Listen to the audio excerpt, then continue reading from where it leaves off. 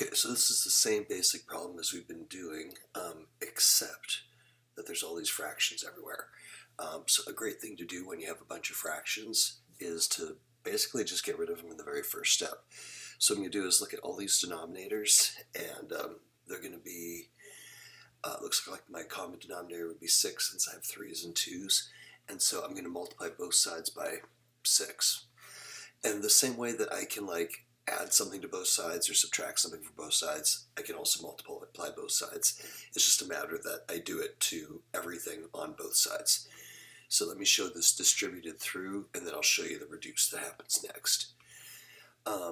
So this next line, once you get comfortable with it, I wouldn't write it, but let me write it out so that you can see where all the numbers disappear to.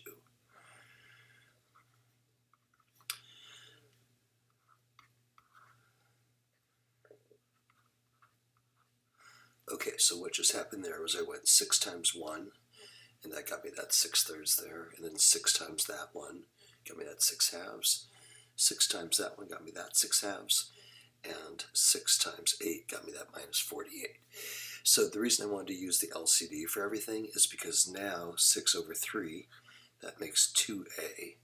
6/2, that makes 3a, equals 6 divided by 2 would be 3 minus 48. So, and like I said, you don't actually have to write all this once you get comfortable with it, but what this technique does is let you do this one step and then not have to deal with fractions for the rest of the problem. So if you're going to do this without writing all that out, the way I would be saying it to myself is, okay, here 6/3 would reduce and I would get a 2a, and I'd write down my 2a. And then I'd picture my 6/2 right there and go, okay, that's going to make a 3a. Half of 6, or 6/2, makes 3.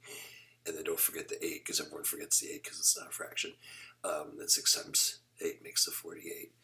Once we do that, we're pretty much home free. 2 plus 3 would give us 5 a's altogether, equals -45. And then we'll divide the 5 to finish getting a by itself. And it looks like it should be -9.